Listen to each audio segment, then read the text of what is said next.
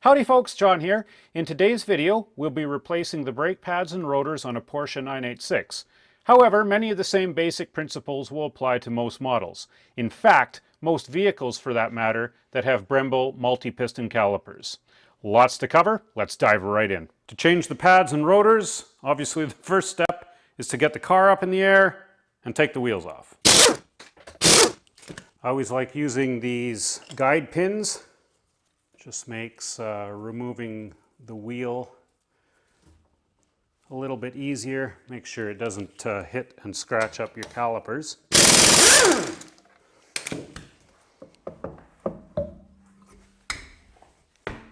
CYA time. I dug out one of my old texts. I can't improve on this. Learn it. Know it. Live it. Now, generally when you're doing a brake pad change, you're going to want to remove a little bit of the brake fluid from the brake fluid reservoir because you've got to push the pistons back into the caliper. You should probably have a fender cover on here. Triethylene and diethylene glycol, as most people know, isn't great for painted surfaces. Quickly going over the parts I'm going to be using on the 986 full brake service here. I will have links to all this stuff below in the description if you want to check it out yourself. But do your research, get whatever you want. Again, this is just my choice. For the brake rotors, going to need 4. We're doing all 4 corners. Using the Zimmermann Sport Z-Coats. It's got the anti-corrosion Z-coating on them. And I've learned my lesson with brake rotors, you get what you pay for. And never going to go with cheap rotors again. Made in Germany, so either OEM or Zimmermann's from now on for this guy. For the brake pads, using Akebono Euro Ceramics. Been running these in my daily driver and very impressed with them. So going to give them a go on the 986, see how they go. .4 brake fluid, because I'm doing a full brake flush. And brake clean always comes in handy. First step in removing the brake pads is to remove the brake pad wear sensor plug. Just pry up this little sprung bracket, and the plug is the one on the inside. It's a sealed plug, as you can see. There's a gasket around it, and then at the back here, just unclip it from this little clip. And I've got the wheel turned to the right here so we could see that. Now I'm going to turn the wheel to the left so we can see the back side of the caliper.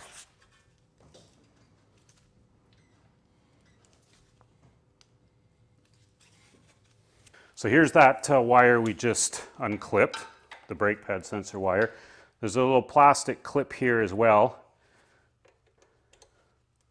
And you just open it up to get the sensor wire out.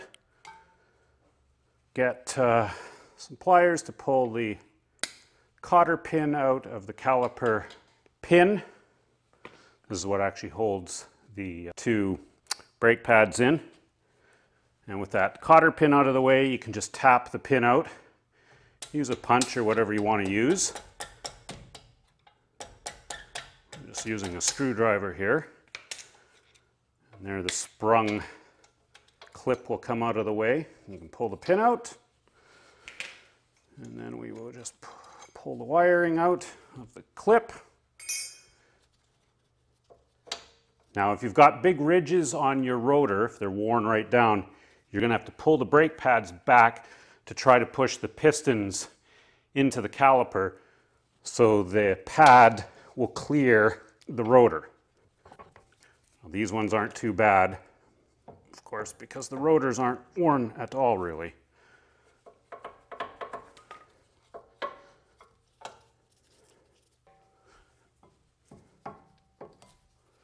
And there we go. And if you're just wanting to replace the pads, it's that easy. You don't have to touch anything else other than pushing the pistons back in. We'll do that right now, even though we have to take the caliper off to change the rotor. I like using channel locks. I put a couple of layers of heat shrink over them so I don't scratch the caliper. So we're gonna be able to see it on this side, not on this side, but you get the idea. So you just get your channel locks or whatever in there. And you squeeze the piston right back into the caliper.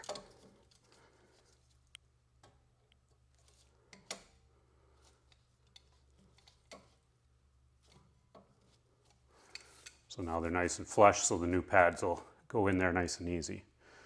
And do the same on the other side. Now, if you're an anal son of a bitch like me, this is also a great time to wash your caliper up. Spray on whatever degreaser you like using and give it a scrub down. You can do it when it's off as well, but if you're not changing the rotors, of course you're not pulling the caliper off. So if you're just doing your pads, you can clean your caliper this way as well. Now everything moving forward from here is only if you have to replace your disc as well. Not if you're doing the pads, that's all we have to do, put new pads in, you're done. But to replace the disc, we have to remove the caliper. So the first thing we have to do is remove the hydraulic hose and caliper brake line bracket. It's a 10 millimeter bolt.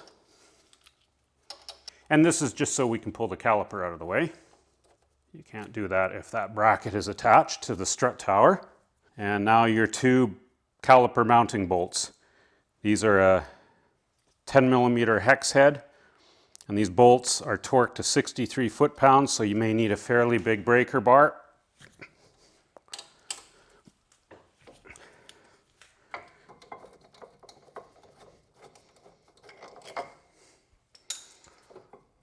Now you can see this will just come off. And you don't want the hose to support the weight of the caliper, so you can either tie it up. I just use a little box. Yeah, and there I just rested on that little box. Now we can get the rotor off. Now you may be wondering why I'm replacing these rotors. They're hardly worn at all. In fact, they've only got about 10,000 kilometers on them. All I'll say is you get what you pay for. And I will never buy Chinesium rotors again. Enough said. Anyway, to get your rotors off, there's two Phillips screws holding the rotor to the hub. This is the same on the front as far as the back. This is the front, by the way. I'm not going to show the full process of the back because it's identical. There's a few little differences which I will show. Anyway, these Phillips screws can sometimes be seized into the wheel hub, so you may have to spray them with penetrating fluid. Because it's a Phillips head, it's easy to strip out. These aren't torqued down really tight, or at least they shouldn't have been. Their only job is to hold the rotor disc to the hub. The actual wheel bolts, when the wheel is put on, is what actually holds the rotor to the hub securely. They use a big Phillips head. It's a Phillips 3. And because I had put anti-seize on them, when I replaced these, they came out easy. Yours may not come out quite as easy, but take time and just use the right Phillips head. If you use a smaller one, you'll cam it out and round the head out, so it is a Phillips 3. Now again, this should just pull off, which this is doing. A lot of times they might be seized, welded on with rust, and there's two other holes in here, and they're threaded for an M8 metric bolt. So you could get two M8 bolts in there, thread them in. These aren't the same holes that those Phillips came out of. They're a different hole, there's two of them. So you'd get two bolts, tighten them down a bit, and it will force the rotor off of the hub. Now we're going to clean this hub surface nice. If it's all corroded, you want this thing as flat as possible so your new rotor will sit nice and square onto the hub flange here. So you could use a wire brush or a wire wheel. Nothing too aggressive. You certainly don't want to remove any metal. I just use these, I think these are nylon. Just get all the corrosion off. This is in pretty nice shape because I put anti-seize compound on it, which we will do again. Now when the disc is off, this is a great time to check the wheel bearing. So just turn this, it should be nice and smooth, shouldn't be loose at all. So this feels fine. So I'm just going to put a light layer of copper coat anti-seize on here. With this stuff, less is more. You don't have to go hog wild. Just want to put a layer on it so it doesn't corrode onto the new or old brake rotor.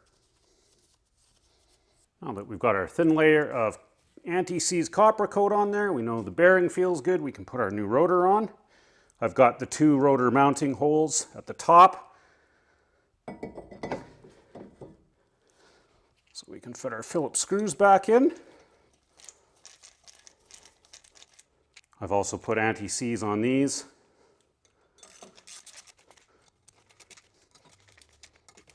Snug these down a little bit.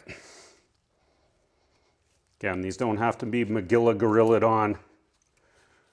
They're just holding the disc on. Now, the last thing I'm going to do is check run out of the new rotor. So I've just got the dial indicator here, magnetic base on the strut tower. You generally don't want to see any more than about 3 or 4 thou run out. We're right at the edge here, so we're going to get maximum, and it's peaking upwards of 2. If I go down here, it's not even 1. So if we went halfway, which is recommended, of course can't do that because of the holes, we'd be at about 1 thou run out. So very good. Now it's time to refit the caliper. You just want to inspect the mounting surfaces of where the caliper sits on the strut caliper mount. And if it's corroded, you know, give it a little brush love.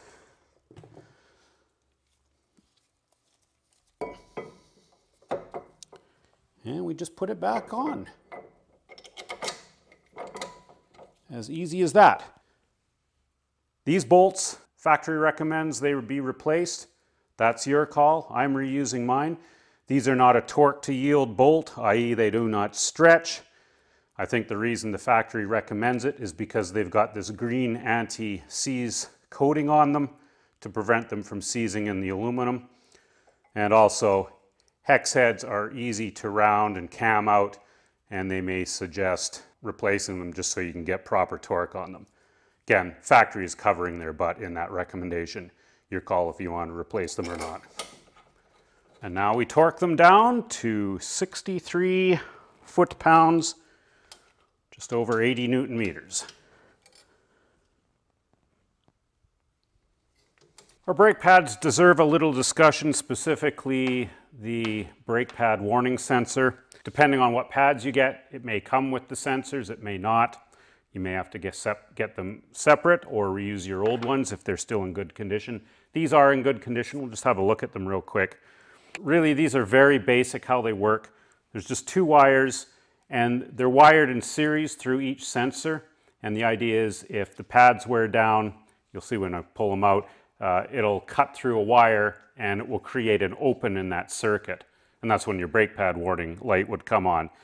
A lot of people don't even bother putting in new sensors. They just cut these 2 wires somewhere, splice them in together, so this is a completely closed circuit all the time, and then the brake pad warning will never come on, even when the brake pads are worn out.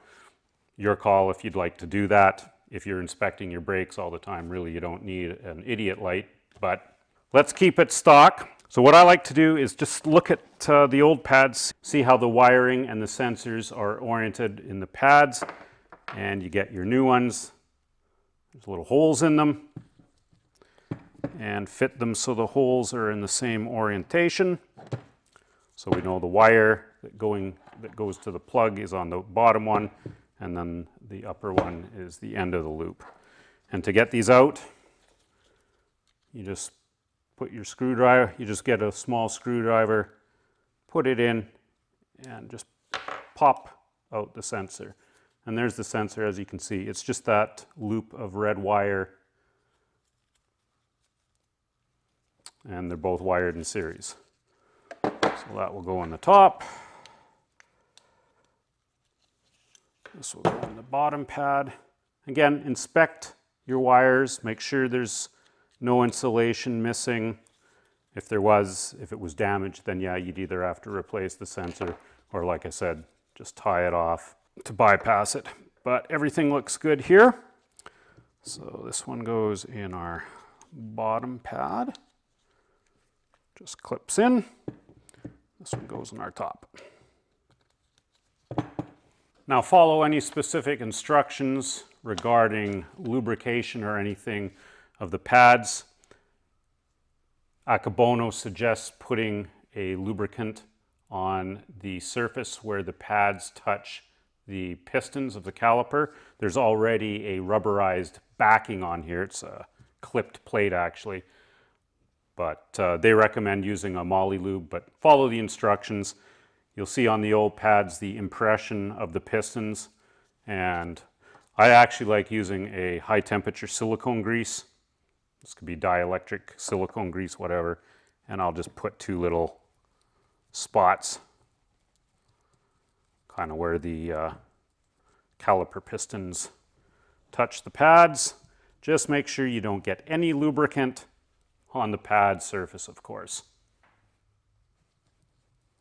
And your pads may or may not come with new hardware. These ones didn't, which is kind of unbelievable. So I'm just going to clean up the old hardware, have a look at it, make sure it's still in good shape. Before we put the brake pads in, just make sure to put that caliper hose line bracket bolt back in.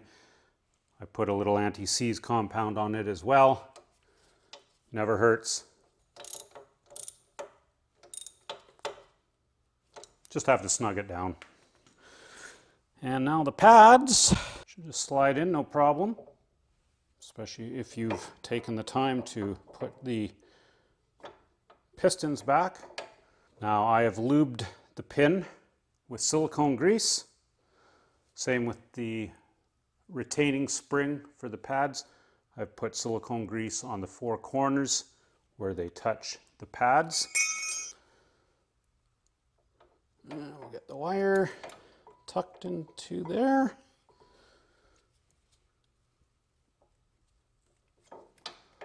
Like so.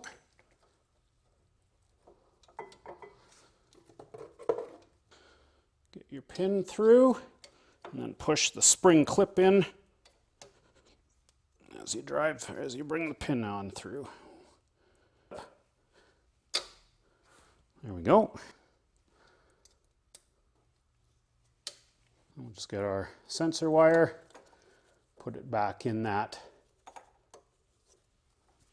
little clip on the back of the line, and then bring it through.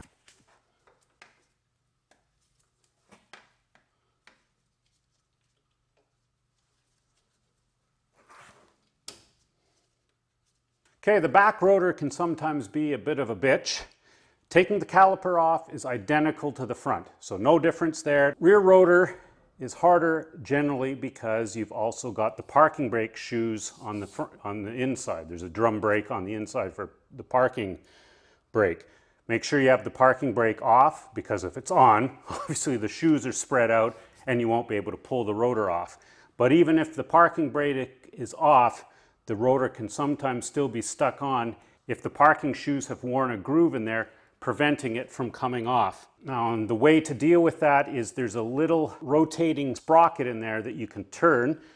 You can get a screwdriver through the wheel bolt hole. You have to turn the disc until it's lined up to that little sprocket. You'll see it when we take it off though, it'll make a lot more sense. And you can turn that sprocket in to close up the shoes so they will get off. Hopefully you won't have that problem though.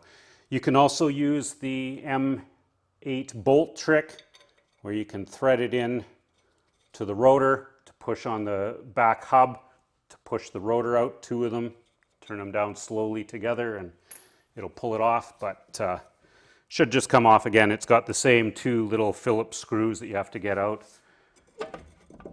It's tight, but oh, there we go. So there's that little star wheel, like I said, and if these are too far out and there's a huge ridge on the inside of the rotor, you may have to turn this so this brings it in. Ooh, listen to that thunder, that's awesome. And the way you turn it when the disc is on is you have to go through the hole, you can shine a flashlight through there, and then you turn this like that, or you can turn it down. depending on which way you have to adjust it. And when you put the disc back on, that's how you adjust your parking brake adjustment. Again, you still clean this flange off and everything. This is a good time to clean all this out and inspect your parking brake shoes. Really, they should last pretty much forever unless you're driving with your parking brake on or you're using your parking brake to do weird things. Okay, got it all cleaned, inspected it. Yeah, just inspect the springs and everything, make sure nothing's broken in the shoes, make sure they're still moving okay, you know, they're not seized or anything.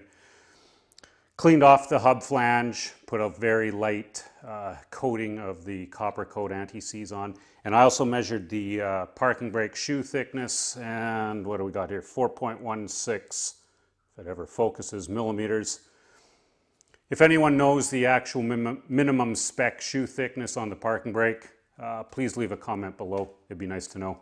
Right, in order to get the new rear disc on, I actually had to collapse that little adjuster in so the shoes moved in. Obviously the old disc was worn. This one's thicker, so it wouldn't fit in. So I had to collapse those. Now we have to adjust the parking brake. So again, get your flashlight, line up that little star wheel through one of the wheel bolt holes. And to tighten, because it's really loose now, to tighten, I have to go up. So I'm prying the wheel up. Now it could be backwards on yours if someone installed that thing, if they rotated it 180 degrees. Okay, there, it's getting tight now. There, and I can't turn it anymore, it's getting really tight. And now I can't turn the disc. So now I want to back it off, oh, I don't know, about 3-4 turns. Just so there's no more rubbing. Now we'll just check the parking brake, see how many clicks we can get. Want about 4 or 5 max. 1, 2, 3, 4, 5. Good and tight there at 5. I like it. It's important to keep in mind that when you replace the pads, rotors, or both, you're not going to have maximum braking performance right away. You have to allow the pads and the rotors to properly bed or break in, whatever you want to call it. And usually that takes several hundred miles or kilometers of moderate braking. Don't brake overly hard. But the caveat there is to follow the instructions that come with your pads or rotors if there are any specific and special braking in procedures or bedding in procedures. What a fun way to spend a stormy Saturday afternoon. Anyway, once you've got all 4 corners done, one of the most important things you can do now at this point is go into the car and press the brake pedal down several times. Remember, we've pushed all the pistons back in the calipers, and if you don't do that, you're in for a really big surprise the first time you back it out or drive it forward or whatever and hit the brakes. The pedal will go right to the floor and you won't be stopping. So you've got to cycle that pedal several times now to bring all the pistons back so the new pads are against the rotors. Of course, now I have to do a brake fluid flush. You don't have to, but if you're doing a full brake service, I highly recommend it. I'm using the Motive Power Bleeder, and I do have a separate video on flushing the brakes on this thing. I will link to it below in the description and up in the little card doodad thing. So doing brakes is not overly difficult, but you just have to keep your wits about you, right? Right. Learn it. Know it. Live it. It's not hard at all, but hopefully this gave you a little bit of information on it. Thanks for watching, folks. We'll see you next time. Happy brake service.